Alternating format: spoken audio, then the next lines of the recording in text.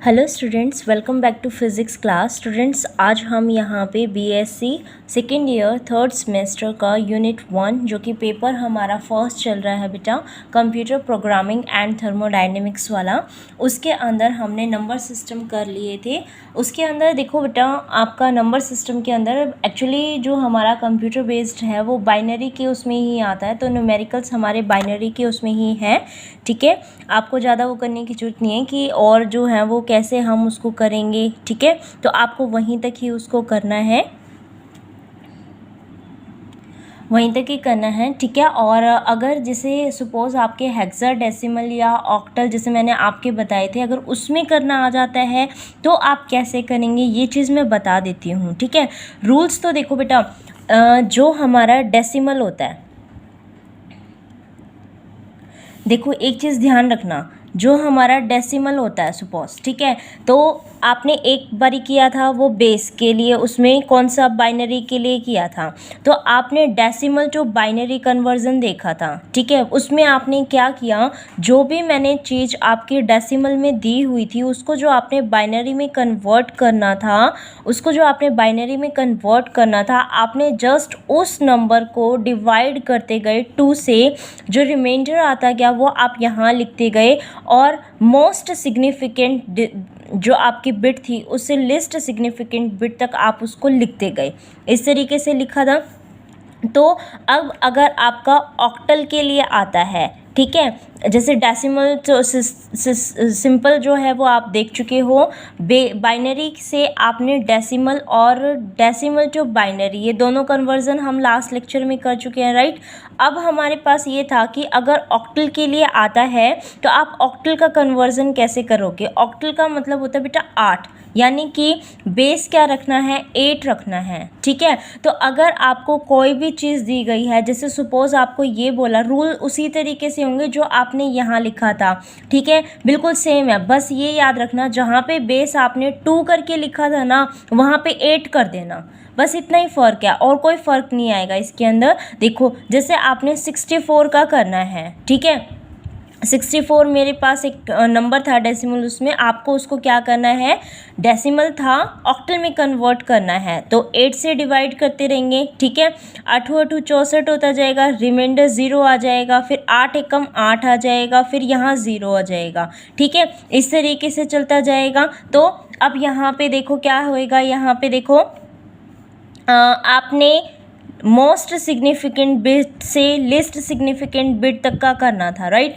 तो आप यहाँ पे लिखोगे कि 1008 इज़ द आंसर फॉर 64, जो कि आपका किस में था, डेसिमल में था, उसका ये आंसर आया है। ठीक है, अब आप इसको वेरीफाई करना चाहते हो, तो वेरीफाई कैसे होगा बच्चे, इसके अंदर देखो 100 था, तो मैंने आपको, जैसे आपने कोई भी नंबर आप बाइनरी में निकाल रहे थे तो बाइनरी से डेसिमल करना था, और फ्रैक्शन में अगर नहीं है तो आप इसको स्टार्ट करते थे कि जैसे अब डेसिमल का था तो आप इसको 2 की पावर 0, 2 की पावर 1, 2 की पावर 2 इस तरीके से करते थे ना। तो यहाँ पे भी क्या होगा, 8 की पावर 0, 8 की पावर 1, 8 की पावर 2, आप क्या कहते थे कि इसकी इसके साथ प्रोडक्ट प्लस में, इसकी इसके साथ प्रोडक्ट प्लस में, इसकी इसके साथ प्रोडक्ट, ये आपका टोटल रिजल्ट देके जाएगा। इसका मतलब ये हमारे पास क्या है, 1 × 8 का स्क्वायर, प्लस में 0 × में 8 की पावर 1, प्लस में 0 × 8 की पावर 0। ठीक है, किसी भी चीज़ की पावर 0 तो 1 हो गया, लेकिन 0 से मल्टीप्लाई करने पर रिजल्ट तो 0 ही रहा। 8 की पावर 1 तो 8 तो हो गया, लेकिन 0 से मल्टीप्लाई करने पे 0 ही रहा। 8 का स्क्वायर 64 होता है, 1 से मल्टीप्लाई करेंगे तो रिजल्ट हमारा 64 ही रहेगा। तो ये आपका डेसिमल से ऑक्टल का कन्वर्जन और ऑक्टल से आपका डेसिमल का दोबारा से कन्वर्जन, मैंने दोनों ही आपको यहाँ पे सिखा दिए हैं। ठीक है, तो एग्ज़ाम में अगर, वैसे तो चांसेस आपके ज़्यादा जो इसके अंदर रहते हैं बेटा वो बाइनरी के रहते हैं। ठीक है, क्योंकि कंप्यूटर की लैंग्वेज के अंदर बाइनरी द मोस्ट इम्पॉर्टेंट, क्योंकि सारी कोडिंग उसी की उसमें होती है। ठीक है, लेकिन फिर भी ऑक्टल और हेक्साडेसिमल के लिए भी मैं बता देती हूँ। ऑक्टल का आपको समझ में आ गया ये सारा। ठीक है, हेक्साडेसिमल के अंदर अंदर देखो बेटा हेक्सा प्लस डेसिमल, यानी कि हेक्सा तो होता है हेक्स यानी कि 6, डेसिमल यानी कि 10 तक की डिजिट, तो टोटल क्या हो गया हेक्सा डेसिमल यानी कि 10 + 6 यानी कि 16। ठीक है, अगर आपके पास कभी भी हेक्साडेसिमल के लिए आता है, हेक्साडेसिमल के लिए आता है तो आप क्या करोगे, पहले तो डेसिमल तक की लिख लो। तो डेसिमल तो 0 to 9 होता है, तो 1 2 3 4 5 6 7 8 9, ये तो आपके क्या हो गए बेटा डेसिमल यानी कि 10 डिजिट। ठीक है, अब इसके बाद के जो होंगे ना आपके डिजिट वो किस में लिखे जाएंगे, आपके अल्फ़ाबेटिक उसमें लिखे जाएंगे, 10 11 12 13 14 15। 15 क्यों लिखे, क्योंकि 0 से स्टार्ट था, 0 से 15 तक के टोटल 16 हो गए हैं, 0 से 15 तक के टोटल 16 हो गए हैं। तो अगर आपसे पूछा जाए कि आप अगर हेक्साडेसिमल बताना चाह रहे हो तो स्टार्टिंग और एंडिंग कौन से डिजिट पे होएगा, तो 0 से स्टार्टिंग होएगी और 15 पे एंडिंग होएगी। आप कभी भी 1 to 16 नहीं बोलोगे बेटा। ठीक है, 0 हमेशा इंक्लूड रहेगा, एक्सक्लूड मत करना उसको। ओके, चलो अब ये क्या है आपका 15। अब ये जो डिजिट रहेंगे ये आपके अल्फ़ाबेटिक में रहेंगे, तो इसके लिए A, इसके लिए B, इसके लिए C, इसके लिए D, इसके लिए E और इसके लिए F। तो अगर कभी भी इसके अंदर आता है, जैसे सपोज आपके पास आ गया 8 11 और 13, आपका ऐसे नहीं लिखोगे, जैसे किसी का भी रिमाइंडर जो है आप अगर उसको, अब जैसे यहाँ पे ऑक्टल था तो आप किसी भी डेसिमल को डिवाइड 8 से कर रहे हो, है ना। अगर हेक्साडेसिमल होगा बेटा तो उस चीज़ को हम 16 से डिवाइड करेंगे, समझ रहे हो, उस चीज़ को हम 16 से डिवाइड करेंगे। तो अगर रिमाइंडर आपका जैसे एक बारी तो 8 बच गया, एक बारी 11 बच गया, एक बारी 13 बच गया, इस तरीके से रिमाइंडर आ गए। तो अगर इसको कंप्लीट एक बारी कंबाइन करके लिखूं तो वो तो 8 1 1 1 3 ऐसे लिखा जाएगा। तो ये तो हमें समझ ही नहीं आएगा कि भाई सिंगल सिंगल है या डबल है, कैसे कहना क्या चाह रहा है ये, है ना। तो इसीलिए हम क्या करते हैं, इसको तो 8 ही लिख देंगे, और 11 के लिए हमारा जो असाइन अल्फ़ाबेट है बेटा वो B हो गया, और 13 के लिए क्या हो गया आपका D अल्फ़ाबेट हो गया। तो इस तरीके से हमारा जो भी हमारे पास हमने डेसिमल लिया हुआ था जिसका रिमाइंडर ये बच रहा था, most significant bit to least significant bit तक का, तो उसके लिए वो आंसर ये हो जाएगा। और किसके अंदर हो जाएगा, ये हेक्साडेसिमल के अंदर हो जाएगा।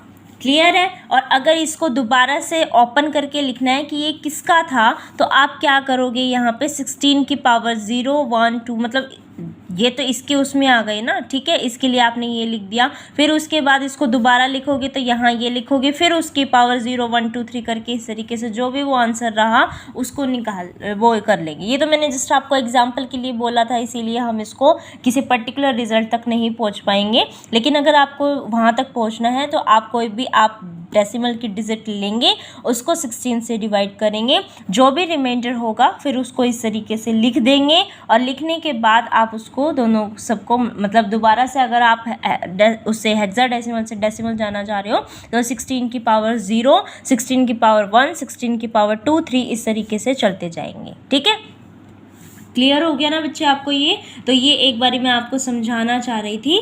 ठीक है, अब जो हम करने जा रहे हैं बेटा मोस्ट इम्पॉर्टेंट टॉपिक, आपका हेडिंग डाल लीजिए एल्गोरिथम।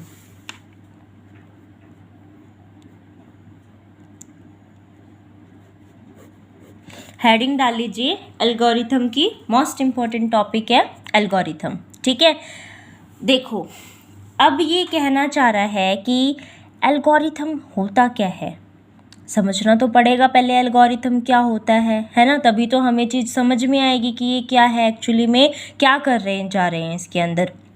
देखो हमने ये कंप्यूटर प्रोग्रामिंग इसलिए पढ़ी क्योंकि हमारी फ़िज़िक्स के अंदर कुछ कुछ चीज़ें ऐसी होती हैं कि हम उसको हाथ से सॉल्व करना थोड़ा टिपिकल रहेगा। अगर हमारी टेक्नोलॉजी थोड़ी एनहेंस हो गई है तो एक पर्टिकुलर प्रोग्राम बेस्ड पे ही हम उसको सॉल्व करते।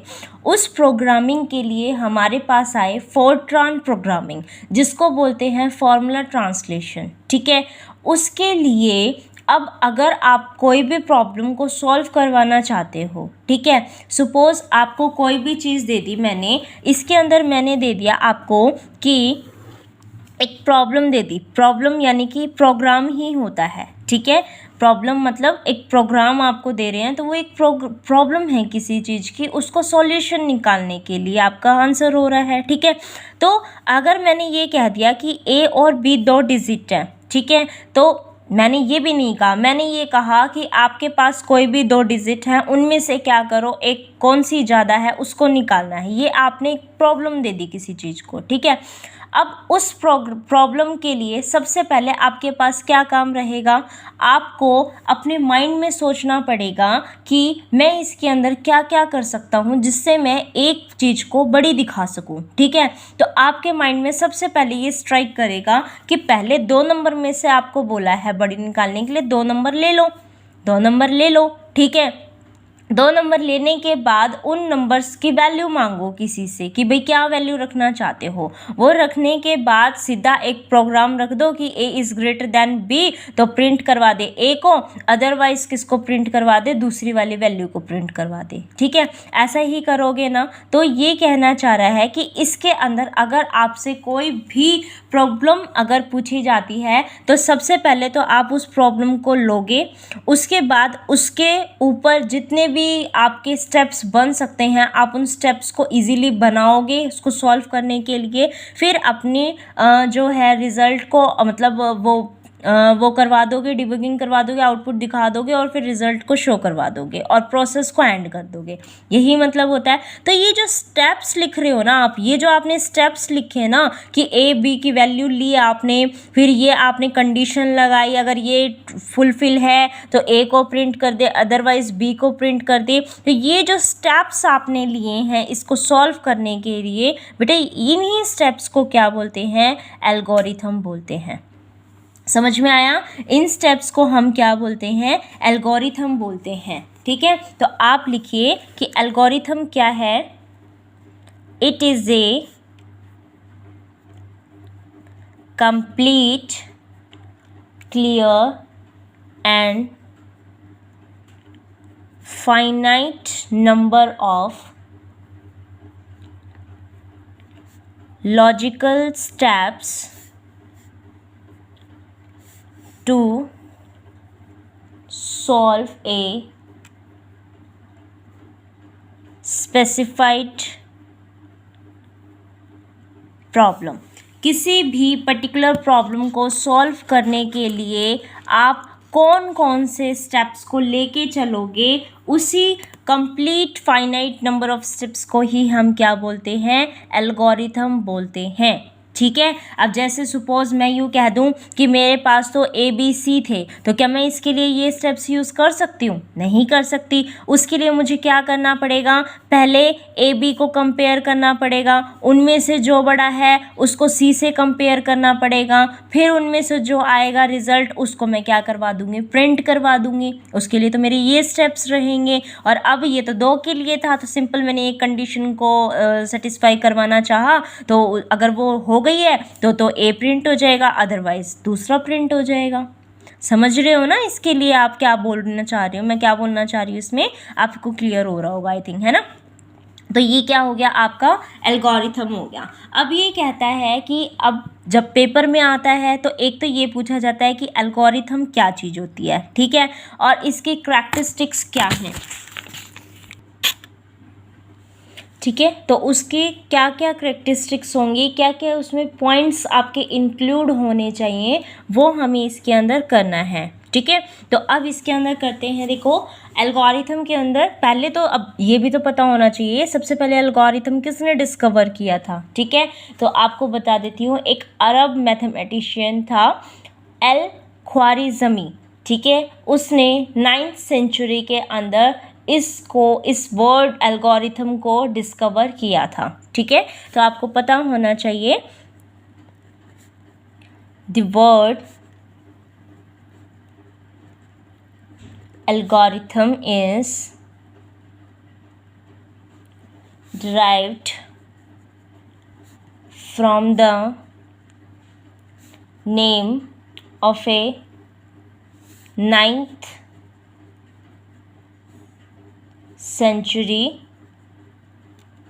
Arab mathematician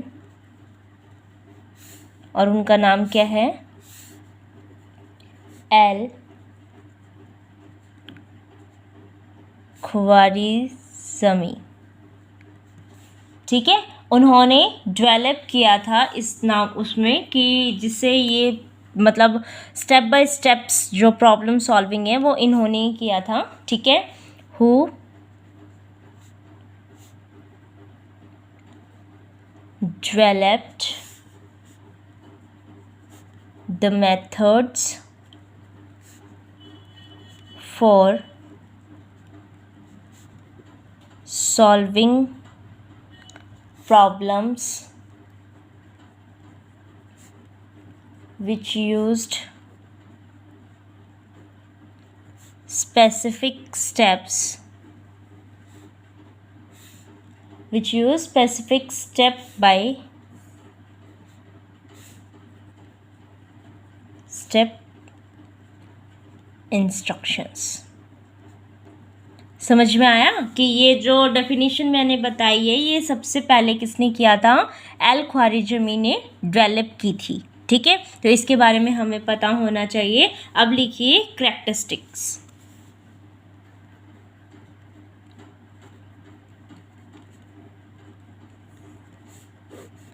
क्या क्या कैरेक्टरिस्टिक्स हो सकती हैं, देखो आपके आगे मैंने कोई प्रॉब्लम लिखी, ठीक है, सपोज इसी को ही लेके चल रही हूँ। ठीक है, मैंने प्रॉब्लम रखी कि 2 नंबर के जो है उसमें से आपने क्या करना है, एक को बड़ा दिखाना है। ठीक है, तो इसका मतलब जब तक ये काम नहीं हो सकता जब तक आप उसमें कोई इनपुट ना दो, जब तक मैं ए और बी की वैल्यू ना दे दूँ, क्या मैं उसको निकाल सकती हूँ क्या कि कौन सा बड़ा है, नहीं निकाल सकती। इसका मतलब सबसे पहले कैरेक्टरिस्टिक तो यही होगी कि जो भी एल्गोरिथम बनाना चाह रहे हो, जो भी स्टेप्स लेना चाह रहे हो, उसके लिए उसमें कोई ना कोई इनपुट तो ज़रूर होनी चाहिए। ठीक है, ए बी डिजिट बेशक से मैंने मेंशन कर रखी हो, लेकिन ए बी लिया तो है, कुछ तो इनपुट दी है। तो आप इसमें लिखोगे कि जो एल्गोरिथम बना रहे हैं, जो स्टेप्स लेना चाह रहे हैं, उसमें कोई ना कोई इनपुट ज़रूर होनी चाहिए। ठीक है, तो क्या लिखोगे, it should have an input. ठीक है, सेकंड देखो, जो भी स्टेप्स आप इसमें लिख रहे हो, हमने कहा कि लॉजिकल स्टेप्स होने चाहिए जो ये एग्जीक्यूट करवा सके या जो ये समझ सके, ऐसे स्टेप्स होने चाहिए। कभी भी आप ऐसे स्टेप्स नहीं लोगे कि जो उसको समझ ही ना आए। हमेशा इनपुट के अंदर ऐसे ही वैल्यूज़ डालोगे जो बंदा समझ सके। ठीक है, आप कल को ये कह दोगे post this card, pick my pen, तो ऐसे चीज़ें ये समझ जाएगा, नहीं समझेगा। आपको पर्टिकुलर वैल्यू डालनी पड़ेंगी इनके अंदर कि enter the value of A and B. इस टाइप की वैल्यूज़, जो इस टाइप की स्टेटमेंट है वो फिर भी एग्जीक्यूटेबल है, लेकिन pick my pen, post this card, इस टाइप की लैंग्वेज आपकी एग्जीक्यूटेबल ही नहीं है। तो आपको ऐसे सेंटेंसेस लेने पड़ेंगे जो एग्जीक्यूटेबल होंगे। ठीक है, तो आप इसके अंदर लिखोगे the steps included in the algorithm should be executable by computer। Third क्या होना चाहिए बेटा, थर्ड ये होना चाहिए कि जो भी आप प्रोग्राम बनाना चाह रहे हो ना, उसमें हर स्टेप में कम से कम टाइम लगे। ठीक है, उसकी प्रोसेसिंग में कम से कम टाइम लगे, बहुत लेंथी सा हमें कोई भी ऐसा स्टेप नहीं रखना है। ठीक है, तो आप लिखोगे टाइम पीरियड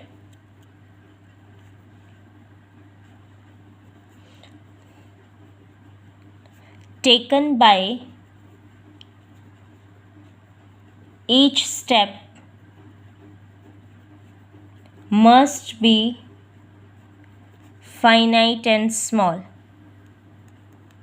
ठीक है, फोर्थ स्टेप क्या बन सकता है, फोर्थ स्टेप ये बनेगा बेटा कि जो भी एल्गोरिथम बनाना चाह रहे हैं, अब वो स्टेप टू स्टेप प्रोसेस है। ठीक है, वो कभी भी ओपन एंडेड नहीं होना चाहिए कि मैंने किसी चीज़ को स्टार्ट किया और वहीं स्टॉप हो गया। कुछ तो स्टेटमेंट होनी चाहिए उसके अंदर, कुछ तो हो। एंटर करके एग्जिट वैल्यू वही दिखा दे, भैया हमने पहले सॉल्व कर लिया मान लो, ठीक है। मैं सबसे पहले ही लिख रही हूँ enter the value of A B, फिर लिख रही हूँ B is greater then this, ठीक है। ऐसे नहीं चलेगा, ये ओपन एंडेड थिंग। ये तो फिर भी मैंने दो तो वैल्यू दे दी इसके अंदर, कुछ तो दिया। लेकिन कई कई तो ऐसे हो जाते हैं, जैसे बच्चे नहीं होते पेपर में काम करके आते हैं, क्या काम करके आते हैं कि क्वेश्चन लिखा वो खाली छोड़ दिया, ठीक है, तो वो ओपन एंडेड हो गया कि देखा पढ़ा वहीं छोड़ दिया, ठीक है। तो इस तरीके की चीज़ें हमें नहीं करनी, स्टेटमेंट उसके अंदर ज़रूर कुछ ना कुछ लिखनी है, ठीक है। तो क्या लिखोगे,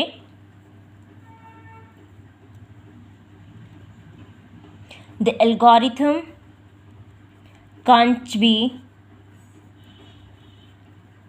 ओपन एंडेड, ठीक है। और जो प्रोसेस है वो हमारी एक पर्टिकुलर फाइनाइट ऑफ स्टेप के बाद स्टॉप हो जानी चाहिए, ठीक है। ओपन एंडेड नहीं करवा रही तो भी उसकी हर प्रोसेस जो इस स्टेप की है वो हमारी एक फाइनाइट टाइम के बाद बंद हो जानी चाहिए। यूँ नहीं कि वो इनफाइनाइट टाइम तक, अब जैसे कई बार हम कहते हैं कि भाई एक फ़ाइल खुली रह गई, ठीक है, दूसरी खोल ही नहीं पा रहे, जब तक वो बंद नहीं होगी तब तक दूसरी खुलेगी कहाँ से, खुल ही नहीं पाएगी वो, है ना, यही होएगा उसके अंदर। तो उसको वो करने के लिए हमें क्या करवाना पड़ेगा, उसके अंदर उसको स्टॉप करवाना पड़ेगा। और स्टॉप तभी होएगी जब वो अपनी कैसी होगी, पर्टिकुलर टाइम की उसमें होएगी, ठीक है। तो यानी कि वो कैसी होनी चाहिए, हमारी कैसी होनी चाहिए, फाइनाइट स्टेप के बाद स्टॉप हो जानी चाहिए, ठीक है। तो इसके अंदर क्या लिखेंगे हम, इसके अंदर लिखेंगे एंड द प्रोसेस